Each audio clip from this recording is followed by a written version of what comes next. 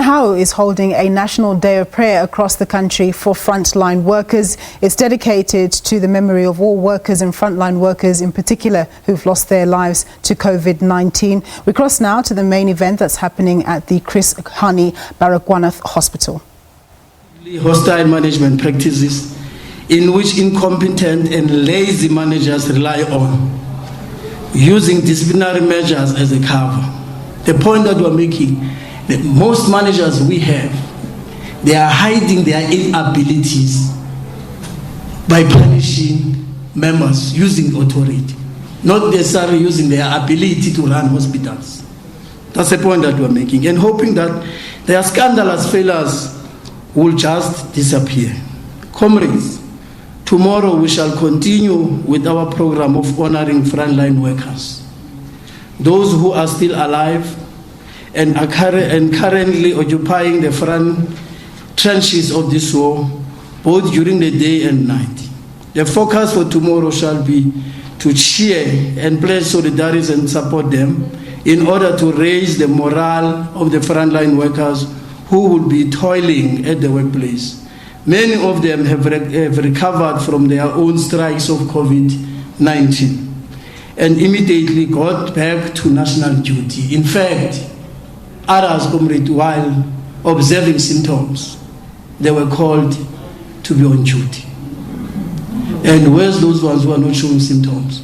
They were forced to come to work. You will imagine the kind of a spread that would have taken place. And some of them, when they completed 7 days of self-isolation, they were called back.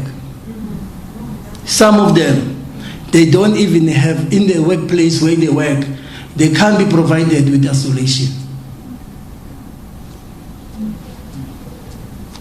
And these are not lies, comrade. No one in this country can contest our fact findings. We have put them into public. They are in the hands of the minister and all MECs in this country.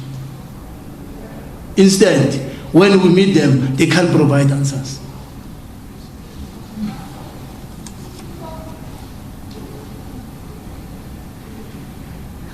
Our flag-bearing motor gates shall be crisscrossing workplaces, cities and towns, proudly proclaiming our solidarity and appreciation of the ongoing valuable work undertaken by these cadres.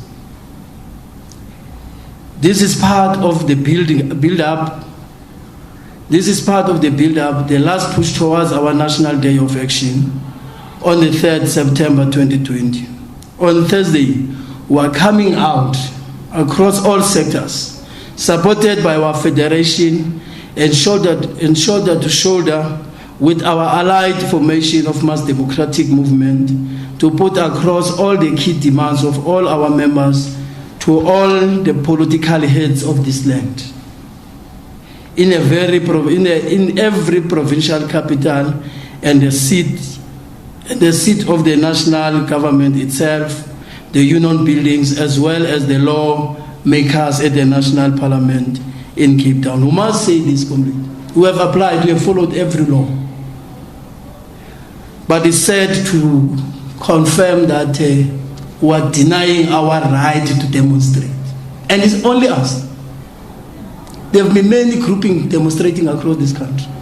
It's only Nehawu. Be that as it may, we are going on the 3rd. Because we are prepared. We have sacrificed our lives for South Africans. We are more than prepared to be arrested and to be beaten. And even if we can be killed. But for the just cause, to save South Africans. Because saving the lives of frontline workers means saving the lives of this nation. Because if we are not doing so, this nation will perish.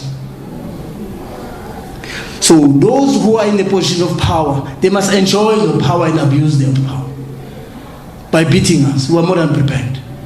We have fought for our rights as workers under the resistance period. What will stop us under democratic government? Whom we put to rule us? COSATU is there. We are yet to be convened in a meeting of COSATU where we are to discuss who to vote for next year.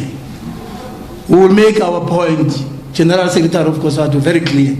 We can't put government in place who refuses to listen to us.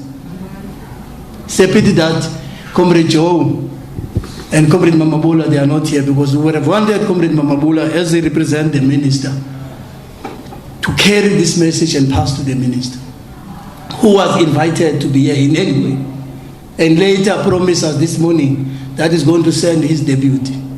When we were starting here, we were told that he wants to speak in KZN now. We're not going to allow him. He must come and speak here in our presence. So, we are continuing with our program, and we are lifting our demands. And our demand summarily means we demand the full compliance of Occupational Health and Safety Act in all workplaces. Full. We don't want OHS committees that are determined by managers. We want OHS committees that are determined and prescribed by the Occupational Health and Safety. That's the first one. The second one is that all infected workers must return to work only when they've completed the 10-day mandatory days of self-isolation. They must not be called in between. And they must undergo. All right, we're going to come out of that Nehawu prayer and go back to